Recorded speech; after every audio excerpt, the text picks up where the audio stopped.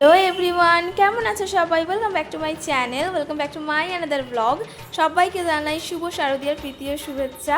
তো এই ভিডিওটার ভয়েস ক্লিপ আমি যখন এডিট করছি তখন দেখছি এটা ডিলিট হয়ে গেছে, তাই আমি ভয়েস ওভার দিচ্ছি।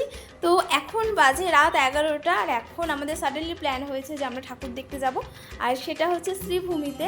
তো আজ হচ্ছে তৃতীয়া, আর এখন আমরা যাব শ্রীভূমিতে, কারণ এরপরে প্রচণ্ড ভিড় হয়ে যাবে।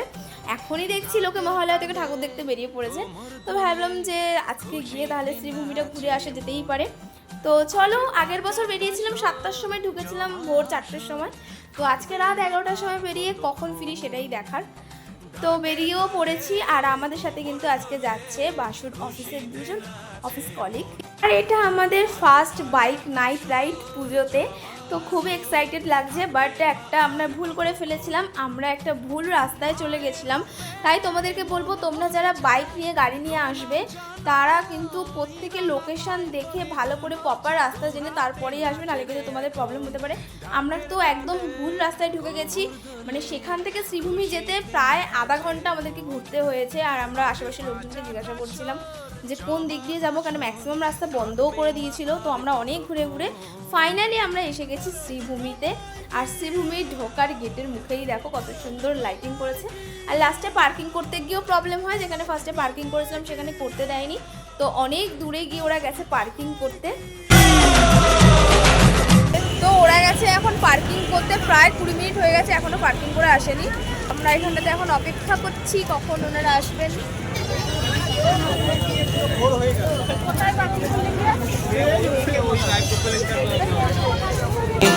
এই জীবনে থাকে এমনই ভালোবাসা, মায়ের ভাষান হবে রে আজ, চলছে বরণ আরতি নাচ, ঢাই কোড়া কোড়ো ঢ্যাম কোড়া কোড়ো তোলে রে মাতন, ঢাকের তালে কোমর দোলে, খুশিতে নাচে মন। আজ বাজা কাছর জমা আসর, থাকবে মা আর কতক্ষণ।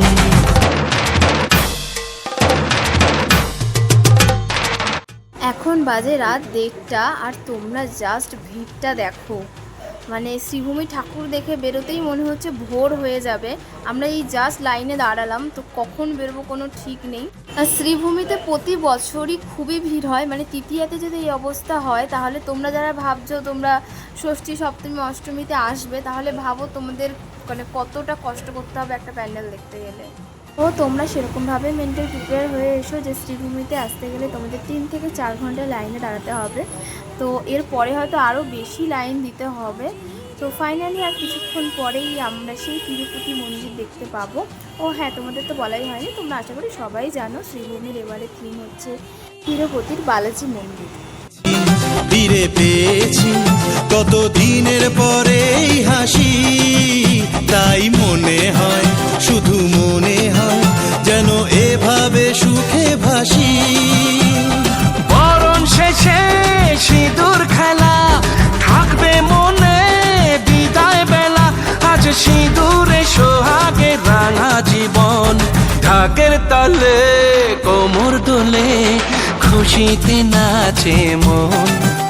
আজ বাজা কাছর জমা আসর, থাকবে মা আর কতক্ষণ।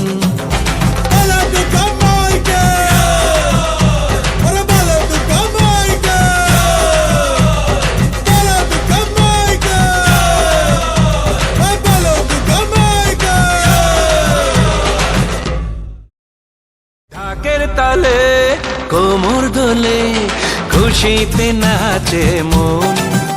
আজ বাজা কাছর জমা আসর, থাকবে মা আর কতক্ষণ।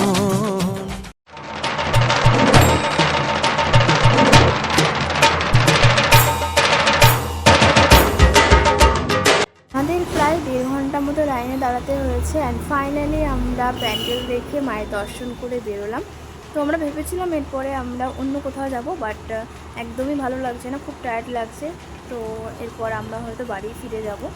সবার সাথে মজা করে প্যান্ডেল দেখার মজাটাই আলাদা, গল্প করে আড্ডা মেরে ঠাকুর দেখা, আর এটার জন্যই তো সারা বছর আমরা অপেক্ষা করে থাকি। তো আজকের দিনটা জাস্ট দারুণ কাটলো।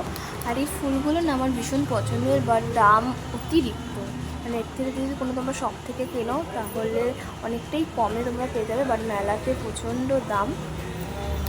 তোমরা জানিও তোমাদের ভিডিওটা কেমন লাগলো, ভালো লাগলে লাইক করে দিও, সাবস্ক্রাইব করে দিও আরও পুজোর ব্লগ দেখার জন্য।